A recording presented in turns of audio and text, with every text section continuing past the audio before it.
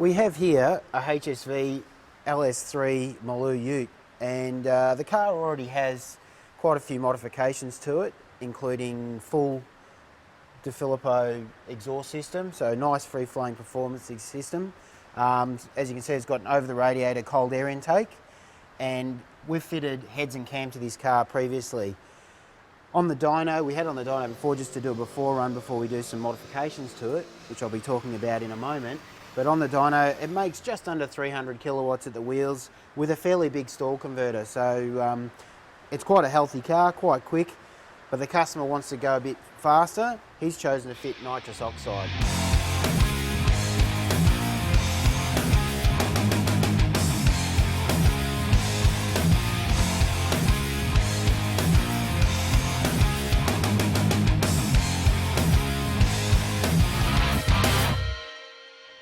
This is the nitrous kit in its entirety. You can see all the components, so there's not a massive amount of components.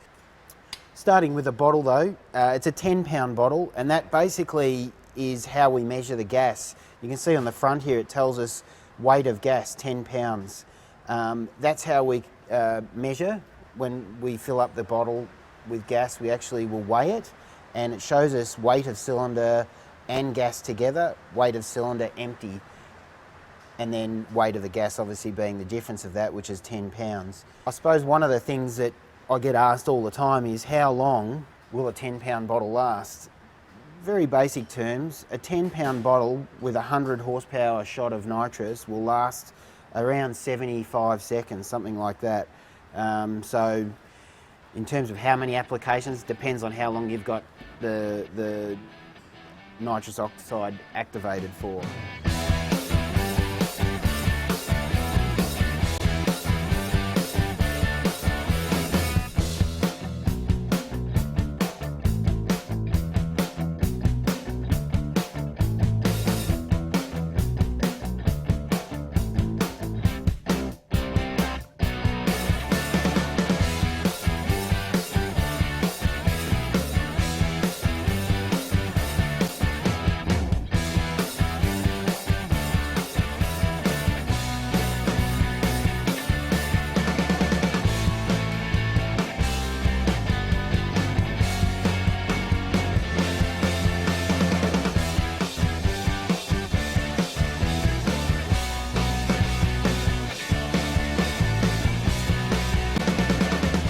Bottle brackets, which you can see is staggered, and the reason for that is when we mount the bottle, and we'll show you that later, you want the bottle on an angle, with the main reason being is that the way the bottle is designed, we can just come back to the bottle.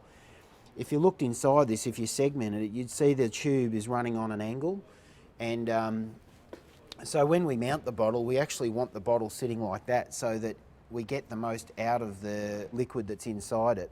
We always, when we fit the kits, recommend adding some additional items, being a pressure gauge, so you can tell what what pressure the nitrous system's running at, a bottle warmer, which helps you to manage the pressure by increasing the temperature of the bottle, which increases the pressure, and purge solenoid. And I'll come back to all those things in a bit more detail, but the purge solenoid is basically for purging the system prior to operation. Just going back to the gauge, you can see there the gauge basically goes from 0 to 1500 psi. Nitrous system, basically the optimum running range is between 900 and 1000 psi. Going above that doesn't increase the performance. Going below that will decrease the performance because it's too little pressure. So we always want to keep our bottle pressure between that 900 and 1000 psi. And once we set that up on the dyno, say we set it at 950 and get our mixtures and everything right, we always try and obtain or get that 950 whenever we're setting it up for a run. The next thing is the bottle heater, which we touched on before. And the bottle heater is simply just something that just wraps around the bottle, has a couple of wires that come out to power and earth, and it has a regulator in there just to make sure that the bottle temperature doesn't get too high. But basically it's a matter of switching that on, monitoring the gauge, waiting till the gauge comes up to the right temperature, and then switching it off. Probably, for countries like Australia where our winters can be quite cold, bottle temperature can drop and you will need a bottle blanket to be able to get the temperature back up to where you want. Interestingly enough, the reverse can happen in summer. On a hot day at the racetrack, the temperature could get too high and you might need to cool it down. Now, what I've seen people do there is just get maybe a towel, dip it in some ice water, wrap it around the bottle just to bring that temperature of the bottle down to reduce the gas. And this comes back to having a gauge. You've got to be able to see what the pressure of the bottle's doing. And again, that's why we highly recommend fitting a gauge to be able to monitor that. The next item here, which is certainly made my life a lot easier, does two things. This actually has the solenoids for nitrous and fuel, and you can say fuel in, nitrous in, and then fuel out, nitrous out. So in there is just some electronic solenoids opening and closing those supply lines for fuel and nitrous.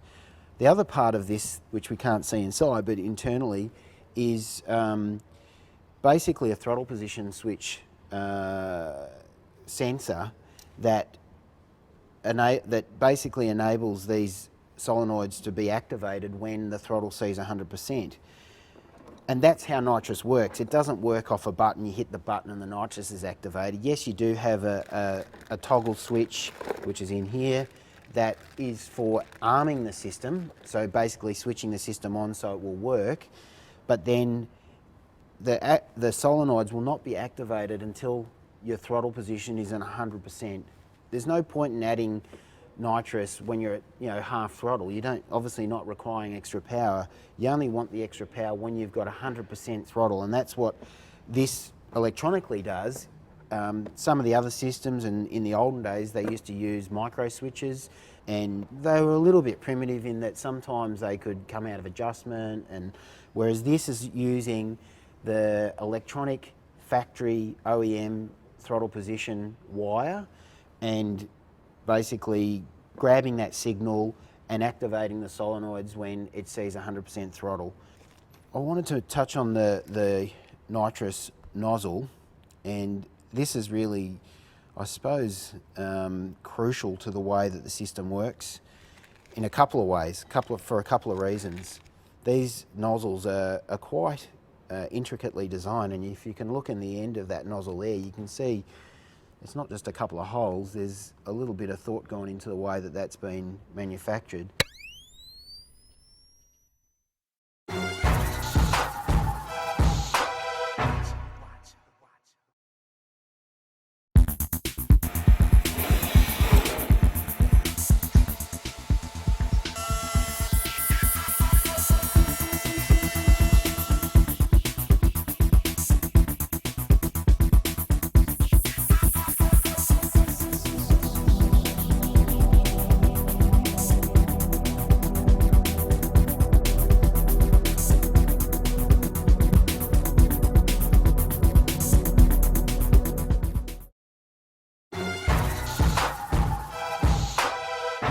There is two different types of systems. You can get a dry system, and what that means is that it's a nitrous system that only delivers nitrous, no fuel. Or you can get a wet system, was what we've got here, which is delivering nitrous and fuel. I'm a believer that the wet system is the way to go. the problem that I have with the dry systems is you need to rely on the factory or the car's original fuel system to supply fuel, and you know, the generally adding another 100 horsepower, the factory injectors, the pumps and all that will be getting close to 100% duty cycle or the limit of the flow of the pump. And with any nitrous system, fuel is critical. So by running a wet system, we can sort of manage that and ensure that that's spot on. How do we adjust the power output? Basically, it is a case of just simply changing the jet in the nozzle.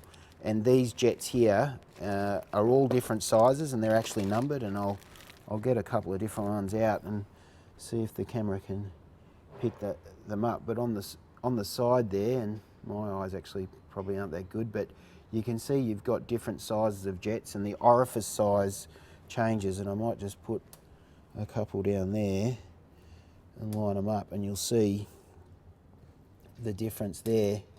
Oops. You can see the difference there in the orifice side, and on the side of the jet it actually does tell you. The item here, we have here, which is an interesting thing, which is probably something that people might want to fit to their car when they have nitrous because it looks cool. It is a purge kit, and basically it's another solenoid with another line that we hook up to our nitrous system to purge some nitrous out of the system prior to activating it. And the reason we do this is to make sure we get any air out of the line, because if you were to just connect your bottle up, turn the tap on, there will be some air caught in the line, and you go and activate the system and go and use it, all of a sudden you'll have this fuel coming in but with some air instead of nitrous, and the car will run rich and it'll be shitty.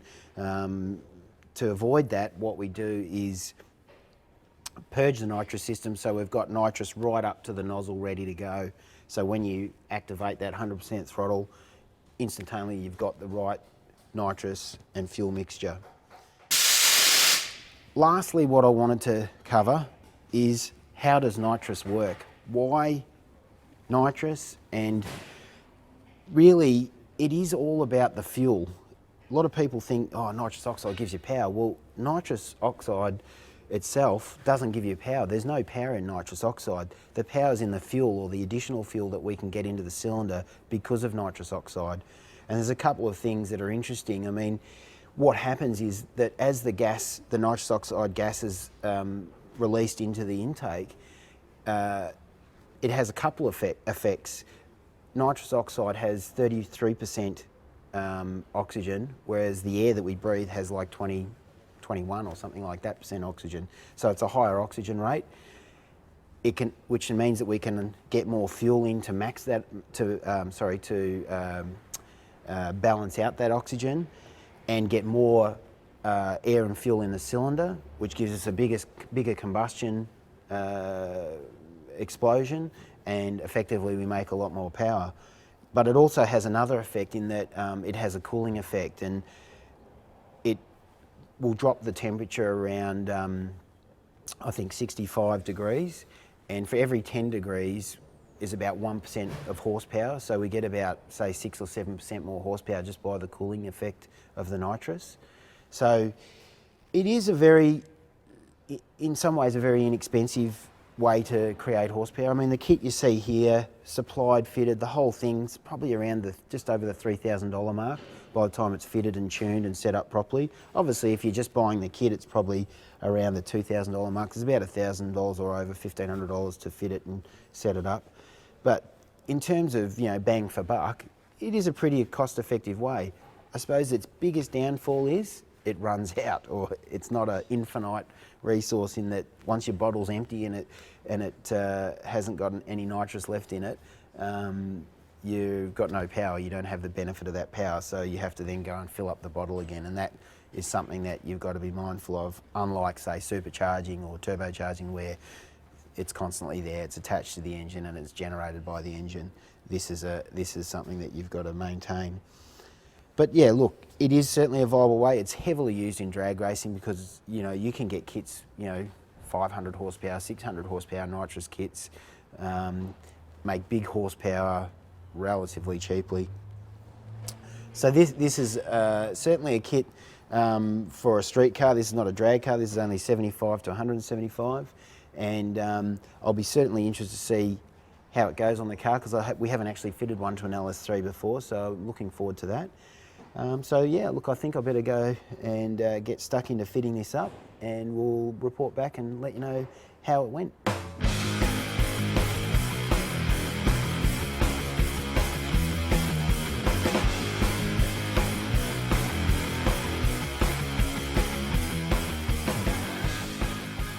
Alright, I've mounted up all the hardware. As you can see there, the two solenoids are in there, the fuel and nitrous solenoids. The hard lines, which will go on the bottom of the OTR, over the radiator unit. The fuel feed, which you can see here, comes off the fuel rail. The purge solenoid, I've mounted under there. And the purge line will shoot out over the bonnet, over the windscreen, sorry. And what I've got to do now is, once Robbo's finished, we'll get the car off the hoist and run all the wires through, wire up the toggle switches, and put on the dyno.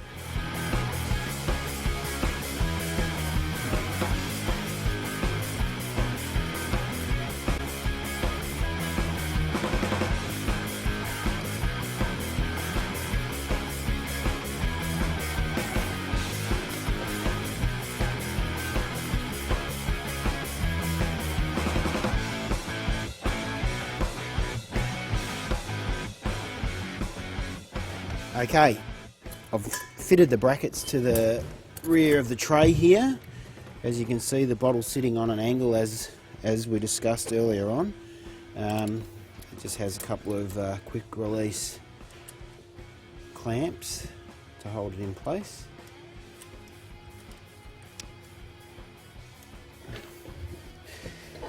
I've also fitted the blanket to enable us to heat the bottle up, which on a day like today, which is pretty cool out there, we're certainly going to need to bring the bottle pressure up to the 950 psi that we'll run it at. So that's the bottle mounted. As you can see, I've got the blanket here, which literally just we slip around the tank and Velcro in place. Alright, so just connect the line up, which is the last little piece, which I'll do now. And we're ready to go, I think, and we'll get the car on the dyno and start off with a 75 shot and just check that everything's running okay, and then ease up and probably go up to about a 125, something like that. But yeah, should be a good thing.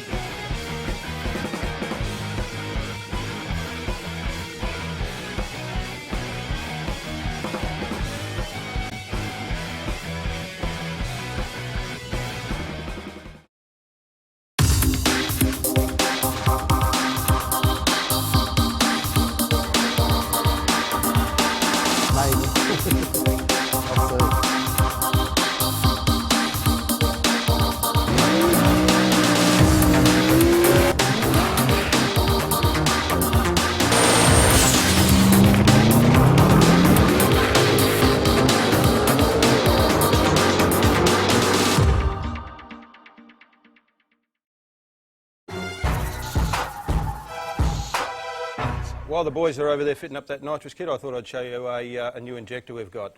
Basically, there's a few different styles of injectors. They've gone from pintles to rotary discs to side feed. We have got this new 1000cc injector to try. Inherently, when you put a performance engine in, you need a bigger injector, and the old injectors, when they become larger, were really poor spray patterns and atomisation, which gave poor drivability and fuel consumption. But this injector looks really good. You'll see this one on the left here is a Ford XR6 Turbo, and as a factory injector is really, really good. You see a nice cone-shaped atomisation spray, and normally on a bigger injector you would see this hosing effect, but if you watch the 1000cc injector on the right, which is this one here, You can see the cone shape effect of the XR6 Turbo. Right now, there it is there, and this one is not far from it as well. The one on the left here is a Rochester style injector, which were a problem of low speed with hosing effect and poor drivability. And we've gone away from that with this larger injector with a really nice spray pattern and cone effect. As you can see, you want a nice fine atomisation, even at low speeds, where inherently the larger injectors before didn't do that. They actually showed like a hosing effect and would cause fuel consumption problems and poor drivability down low. But this injector looks really, really good, so I'd be keen to give it a try out. Okay, I've just finished wiring up the Nitrous system, wiring up the switches and that sort of stuff, and now it's time to run it up. We're going to start conservatively with a 75 horsepower shot, and then we'll work our way up.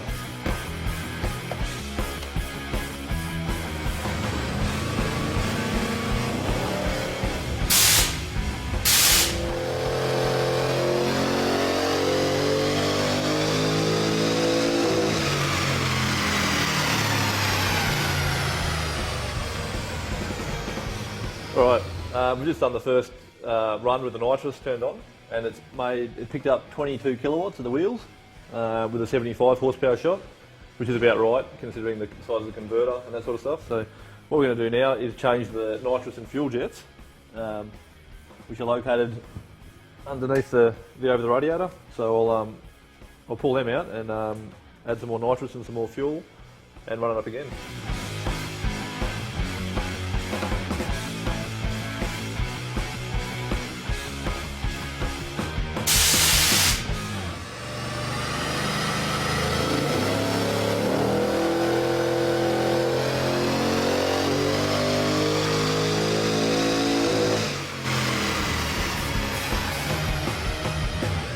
Alright, I just ran it up again with a 125 horsepower shot, and it's now picked up about close to 50 kilowatts at the wheels, which is pretty good. So now we'll change the jets again and go for the 175 horsepower shot. I'm just trying to find the right jets, so we're going to go straight from the 125 horsepower shot to the 175, and here we go, 40 and an 83.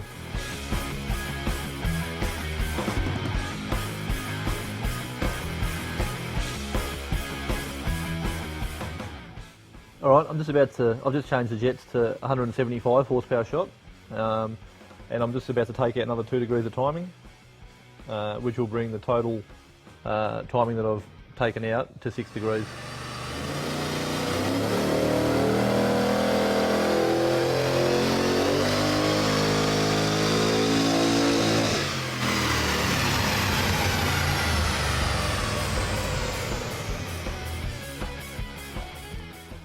Alright, that was the final run with a 175 horsepower shot. Made 365 at the wheels, which is 75 kilowatt gain, that's a massive power gain. So it'll be a fast car, and the customer should be very happy. So there you have it, 100 horsepower at the wheels at the flick of a switch. A pretty good way to make extra power, certainly something that I'm sure the customer's going to notice. Obviously, it's time for him to take it out to the track now and see what it's done to his quarter mile time. I'm sure it'll be a nice improvement. Unfortunately, this is our last episode for this season 2, and we will be back with season 3. Certainly, if you've got any ideas or any thing you'd like us to feature on the show, make sure you jump on our website, which is www.ozgarage.com.au. You can view any of the episodes that we've previously produced over the next month or so. They'll be added to the website. So anyway, bye for now and see you again soon.